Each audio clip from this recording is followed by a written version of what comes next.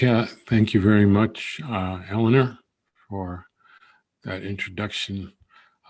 Thank you so much, Afa, for your powerful, unmistakable voice, the stories you tell.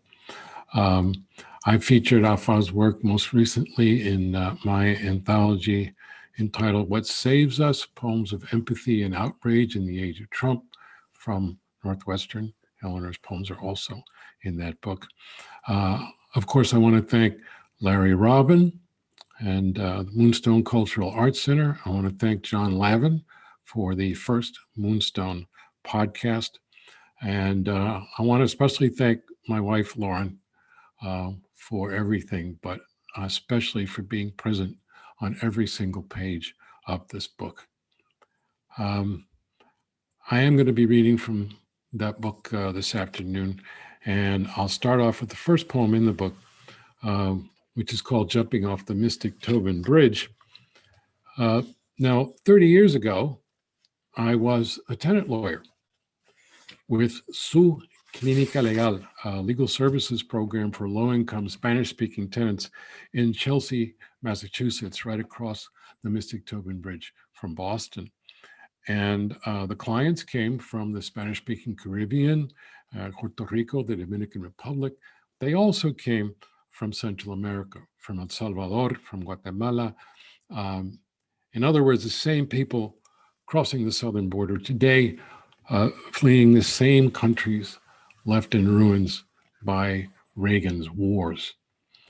The second half of this poem also refers to the notorious Chuck Stewart murder case in Boston. So we begin here with Jumping Off the Mystic Tobin Bridge.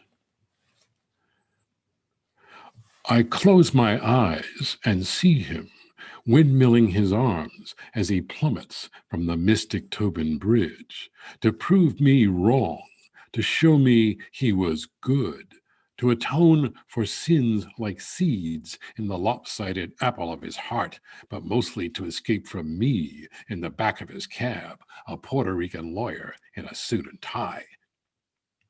I hated the 111 bus, sweltering in my suit and tie with the crowd in the aisle, waiting to hit a bump on the Mystic Tobin Bridge so my head would finally burst through the ceiling like a giraffe on a circus train. I hated the 111 bus after eviction day in Chelsea District Court, translating the landlords and judges into Spanish so the tenants knew they had to stuff their clothing into garbage bags and steal away again, away from the 40-watt squint that followed them everywhere, that followed me because I stood beside them in court. I would daydream in the humidity of the bus, a basketball hero flipping the balled up pages of the law into the wastebasket at the office as the legal aid lawyers chanted my name. I hated the 111 bus. I had to take a taxi cab that day. "What the hell are you doing here?" said the driver of the cab to me in my suit and tie. "You got to be careful in this neighborhood. There's a lot of Jose's around here."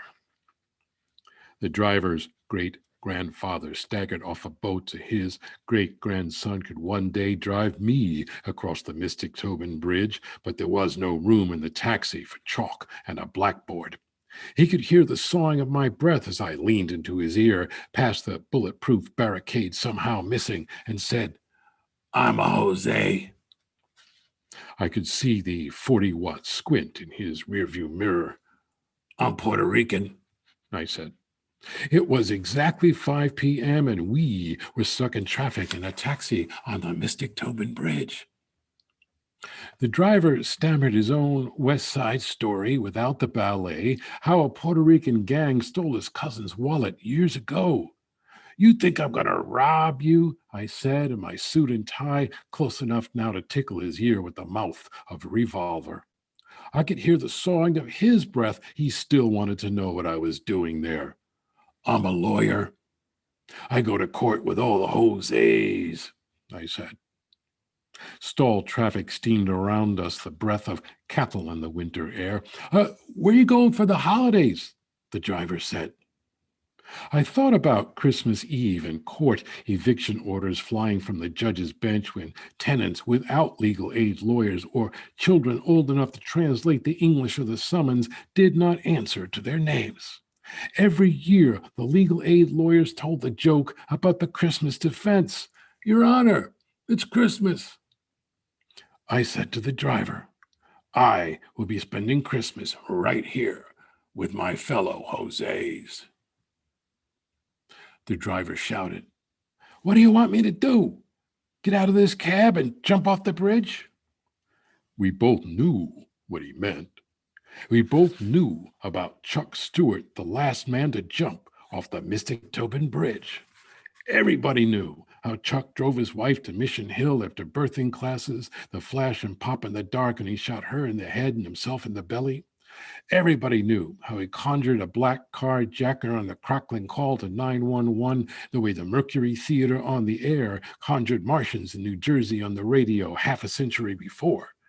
Everybody knew how 100 cops pounded on door after door in the projects of Mission Hill, locking a black man in a cage for the world to see, like the last of his tribe on exhibit at the World's Fair. Everybody knew how Chuck would have escaped cashing the insurance check to drive away with a new Nissan, but for his brother's confession, the accomplice throwing the Gucci bag with makeup, the wedding rings, and the gun off the dizzy bridge in Revere. Everybody knew how Chuck parked his new car on the lower deck, left a note, and launched himself deep into the black water, how the cops hauled his body from the river by lunchtime when I walked into the office to tell the secretary, Chuck Stewart just jumped off the Mystic Tobin Bridge. I said nothing to the driver. I almost nodded yes in the rearview mirror. I confess, for a flash, I wanted him to jump. The driver, the cops, the landlords, the judges, all wanted us to jump off the Mystic Tobin Bridge, all wanted us to sprout gills like movie monsters so we could paddle underwater back to the islands, down into the weeds and mud at the bottom, past the fish-plucked rib cages of the dead, the rusty revolvers of 1,000 crimes unsolved, the wedding rings of marriages gone bad, till we washed up on shore in a tangle of seaweed, gasping for air. Last night, still more landed here, clothing stuffed in garbage bags to flee the god of hurricanes flinging their houses into the sky, or the god of hunger slipping his knife between the ribs. Not a dark tide like the tide of the Mystic River, but builders of bridges. You can walk across the bridges they build, or you can jump.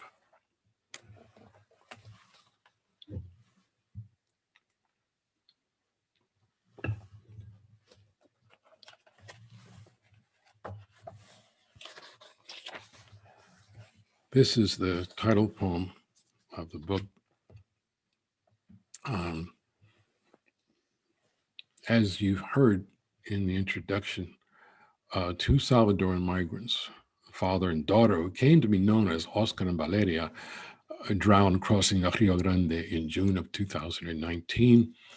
That photograph of their bodies indeed went viral, sparking outrage, sparking grief, but also sparking trutherism. A post in the I'm 1015 Border Patrol Facebook group charged that the photo was faked. So this poem speaks to the photograph and to these charges.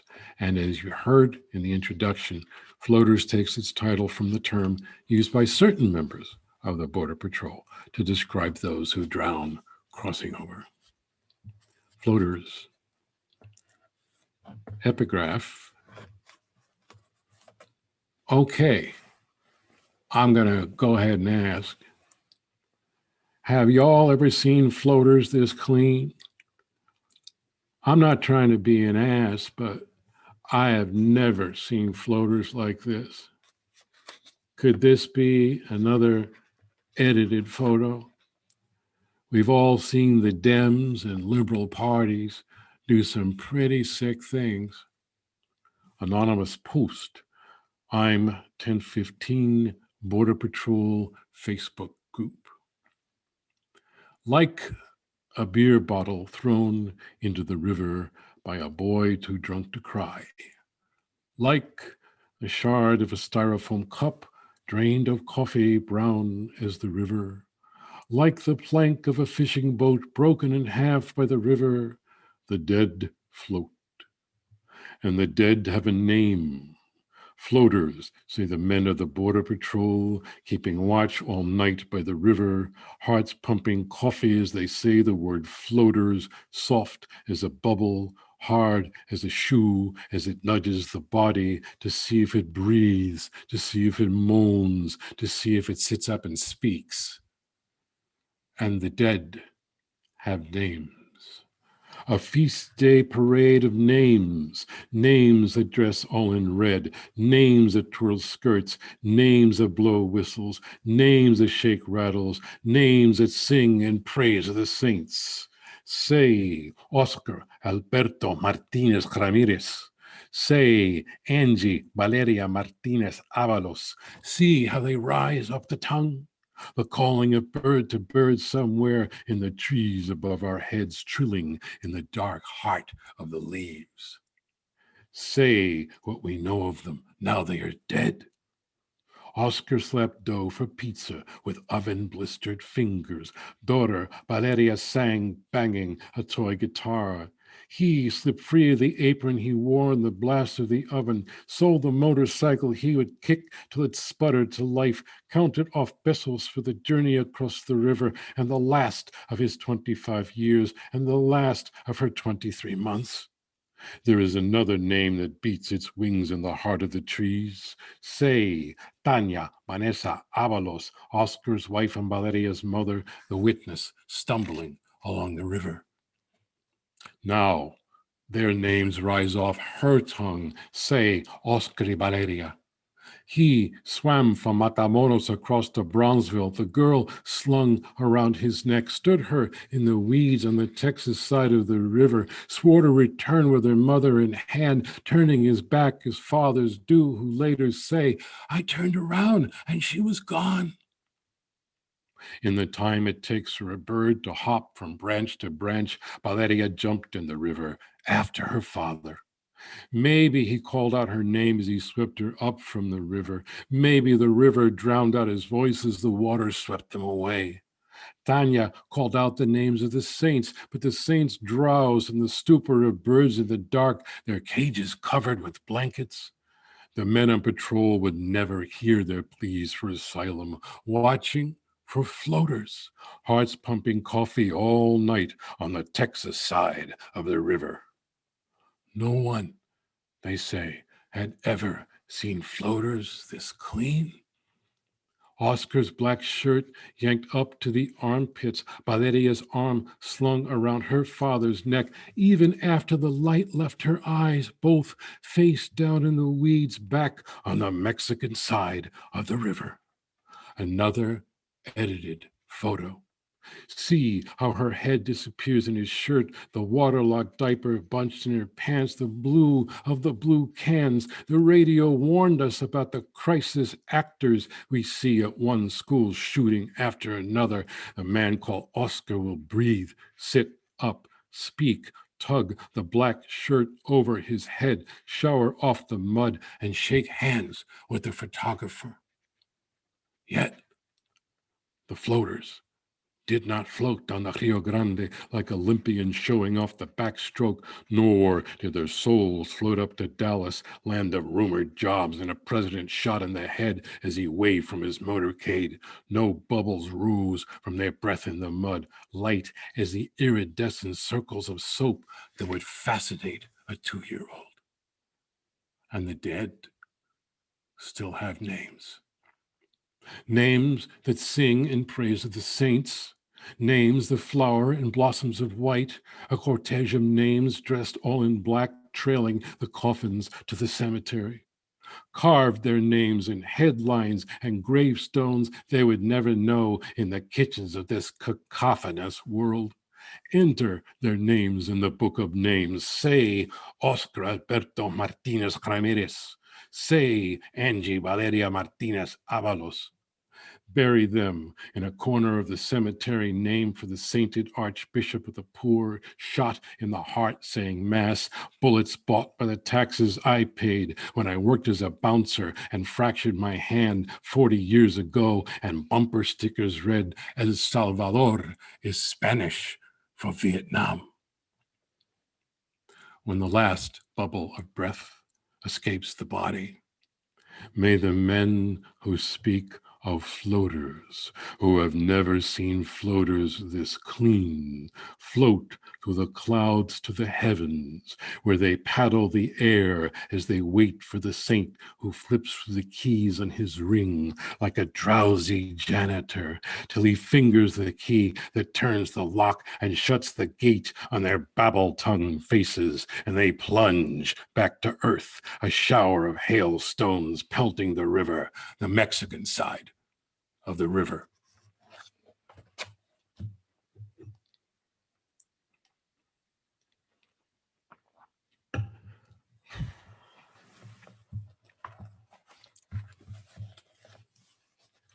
Well, times of hate call for poems of love. My wife, Lauren, is a poet, novelist, and a dedicated high school teacher. She taught for many years in urban education, including Springfield, Massachusetts. She would leave in the dark and come home in the dark. And aubade is a French verse form about the parting of lovers at dawn. And indeed we did. So this is called aubade with concussion. Epigraph, poverty is black ice, Naomi Ajala. You leave me sleeping in the dark. You kiss me and I stir, fingers in your hair, eyes open, unseeing. You leave me asleep every morning, commuting to the school in the city at sunrise. The landlord's driveway, a muddy creek, ices over hard after the freezing rain clatters all night. Your feet fly up, your head slamming the ground, an eclipse of the sun flooding your eyes. You sleep under the car. No one knows how long you sleep. You awake with 100 ice picks stabbing your eardrums. You awake, coat and hair soaked, and somehow drive to school. You remember to turn left at the Smith & Wesson factory. The other teachers lead you by the elbow to Mercy Hospital, where you pause when the nurse asks your name, where you claim your pain level is a 4, and they slide you into the white coffin of an MRI machine. You hold your breath. They film your brain. Concussion. The word we use for the boxer plunging face first to the canvas after the uppercut blindsided him, not the teacher commuting to school at sunrise in a Subaru Crosstrek. Yet you would drive, ears hammering as they hammer in the purgatory of the MRI. A week before, Isabella came to you in the classroom and said, "Miss, I cannot sleep. 3 days. I cannot sleep." Her boyfriend called at 2 a.m. and she did not pick up. At 3 a.m., a single shot to the head put him to sleep, and he will sleep forever, his body hidden beneath a car in a parking lot on Maple Street. The cops, the television cameras, the neighbors all gathering at the yellow tape carnival of his corpse. You said to Isabella, "Take this journal, write it down. You don't have to show me. You don't have to show anyone." On the cover of the journal you bought at the drugstore was the word dream. Isabella sat there in your classroom at your desk, pencil waving in furious circles. By lunchtime, as her friends slapped each other, Isabella slept, head on the desk, face pressed against the pages of the journal. This is why I watch you sleep at 3 a.m. when the sleeping pills fail to quell the strike beating in my brain. This is why I say to you when you kiss me in my sleep, don't go, don't go. You have to go.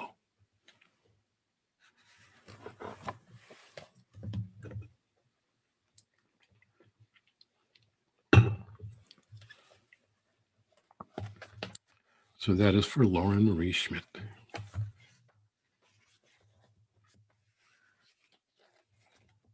And this is for Jack Agüeros. These days we need the visionaries, and especially we need the elders in our community. Jack Agüeros was a Puerto Rican poet, fiction writer, playwright, essayist, translator, community organizer, and the director of El Museo del Barrio in East Harlem. He was also my second father. Jack died from complications of Alzheimer's in 2014. This poem is for him. It's called Flan, by Jack Agüeros, 1934, 2014. I was 8 when the blackout struck and the lights died all across the city like a massacre of fireflies. In the projects of Brooklyn, I steered myself to 14F, fingers spread against the cool tiles of the hallway, past the concrete and chicken wire terrace where I once burnt ants with a magnifying glass. Many years later, at the Chinese restaurant uptown, Jack said, "They got any flan here?" He was my first poet. I had seen the fireflies in his sonnets blink and float away. Fulano, the philosopher in the unemployment line. Blanco, the painter painting in the madhouse. Monterosa, the dealer killed by shotgun in a bar on Avenue A. His mother, the seamstress in the quick needle of her sewing machine. Jack, the moving man, his hands sliced raw.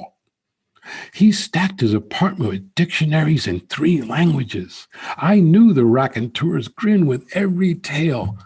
Raul Julia is a friend of mine, a Puerto Rican playing Macbeth.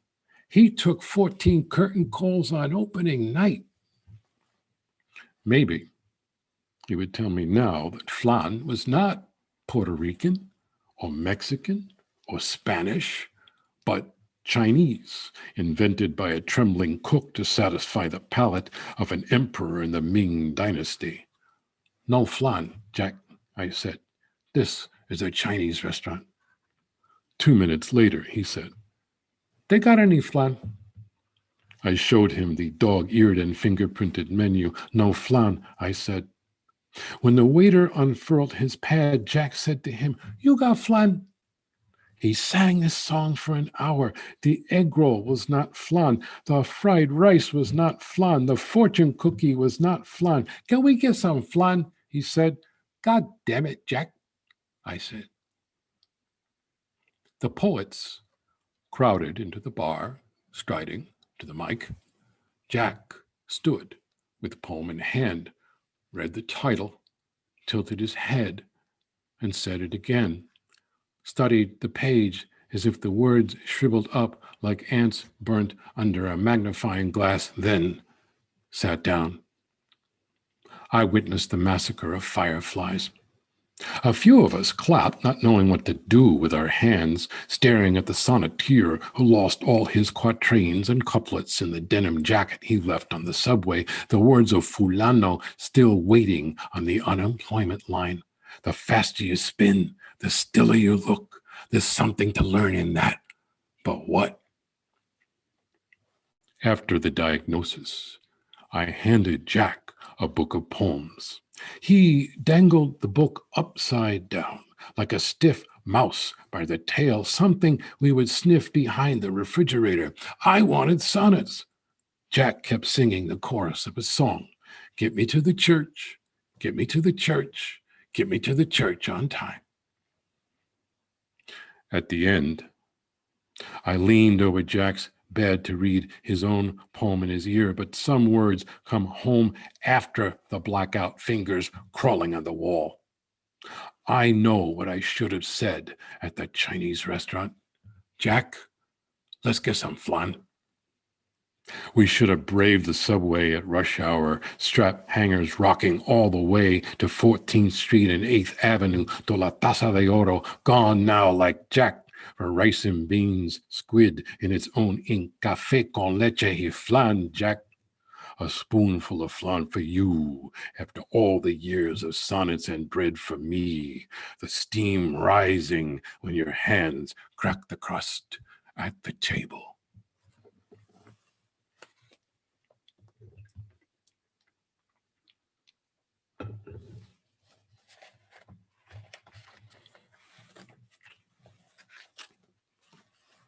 Jack and my father, Martín Espada, were very close. They were activists together in the 1960s. I want to read this poem for my father. It's called Death Rides the Elevator in Brooklyn. On a winter morning in 1968, my father left to walk the picket line.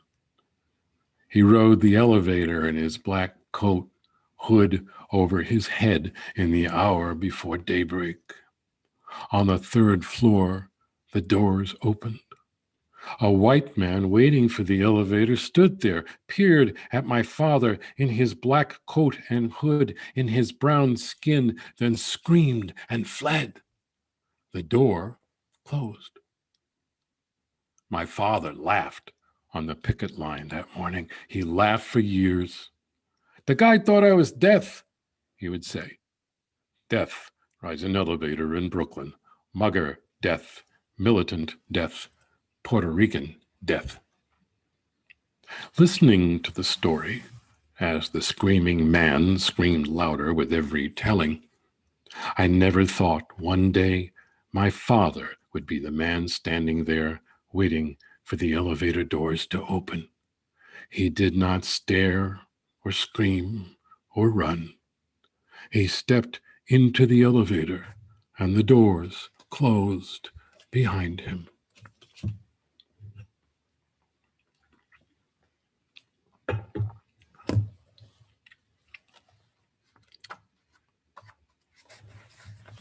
My father, Francisco Luis Espada, was born in the mountain town of Utuado, Puerto Rico in 1930. And he died in Pacifica, California in 2014. His mother was born in Utuado. His grandfather was the mayor of Utuado. When Hurricane Maria hit Puerto Rico in the fall of 2017, I saw Utuado over and over again on TV, on the internet, in the headlines. As John Lee Anderson put it in the New Yorker, Utuado had, quote, become a byword for the island's devastation. At least 3,000 died in Puerto Rico, according to one study. Some placed the death toll at more than 4,000.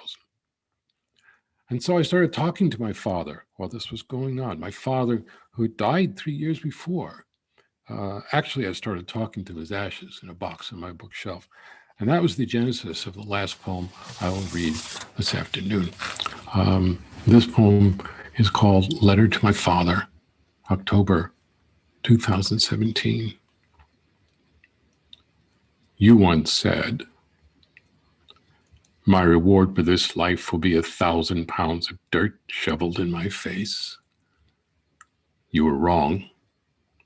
You are 7 pounds of ashes in a box, a Puerto Rican flag wrapped around you next to a red brick from the house in Utuado where you were born, all crammed together on my bookshelf. You taught me there is no God, no life after this life, so I know you are not watching me type this letter over my shoulder. When I was a boy, you were God. I watched from the 7th floor of the projects as you walked down into the street to stop a public execution. A big man caught a small man stealing his car, and everyone in Brooklyn heard the car alarm wail of the condemned, "He's killing me!" At a word from you, the executioner's hand slipped from the hair of the thief. "The kid was high," was all you said when you came back to us. When I was a boy, and you were God, we flew to Puerto Rico. You said, "My grandfather was the mayor of Utuado. His name was Buenaventura." That means good fortune.